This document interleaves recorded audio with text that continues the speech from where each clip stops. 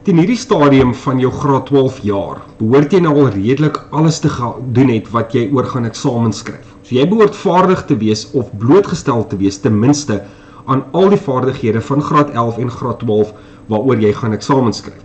So hierdie is maar 'n gemengde werkkaart met 1 of 2 vrae, net om jou stelselmatig in die ding in te kry vir eksamenvoorbereiding.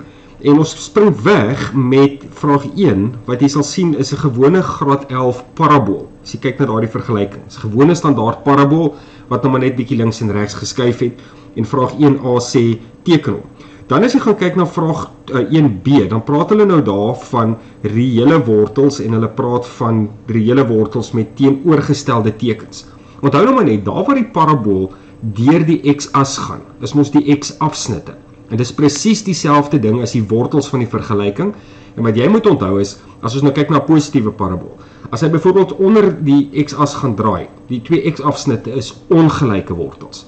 As hy op die x-as draai, dan is dit gelyke wortels, en as hy glad nie aan die x-as raak nie, is dit irreële wortels. So jy moet kyk na as jy nou vat die parabools, daar is jou y-as, en die parabool loop ons nou so. Soos die parabool op en af skuif, gebeur daar iets met die x-afsnitte. Dit kan ongelyk wees, hy kan opbeweeg totdat hy net aan die x-as raak, of hy kan nog verder opbeweeg dat hy glad nie aan die x-as raak nie. En waaroor dit eintlik gaan, is die y-afsnit. So jy moet kyk na daardie grafiek se y-afsnit om daardie vraag te beantwoord.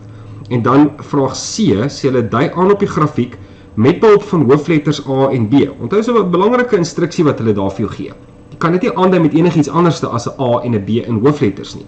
Waar jy die x-waarde sal aflees as 2x minus 1 kwadraat, kyk mooi, dit is die parabool wat hulle vir jou gegee het, 2x minus 1 kwadraat, presies die vergelyking van die parabool, gelyk is aan 4,5. So met ander woorde, wat hulle wil hê, is daardie parabool moet gelyk wees aan 'n spesifieke waarde, en jy kan daardie parabool se vergelyking ons vervang met y. En daar gee ek nou net vir jou die wenk, wat jy moet doen om daardie vraag te beantwoord. Dan beweeg ons aan na vraag 2 toe. As jy sien by vraag 2, praat ons nou van die resstelling. So dis wat nou gebeur by vraag 2, is jy gaan nou gebruik maak van die resstelling om daardie vraag te beantwoord.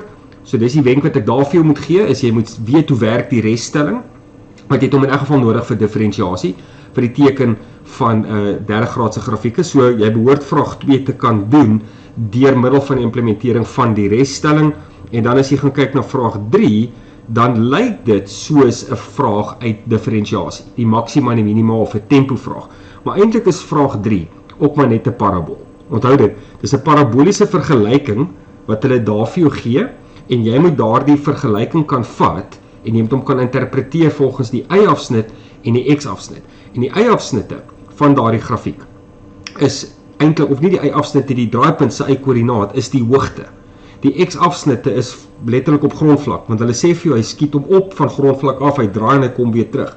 Dit is dan die x-afsnitte van jou grafiek, terwyl die draaipunt van die grafiek is die hoogte en die tyd. Want onthou, jy sit nie daar met 'n x en 'n y-waarde, jy sit met 'n h vir hoogte en 'n t vir tyd, en die plek van die y en die x. En as jy dit dienooreenkomstig kan interpreteer, dis 'n parabool, daar's net nie y en 'n x nie, watter as is h, watter as is t, en dan beantwoord jy die vraag uit daardie perspektief uit.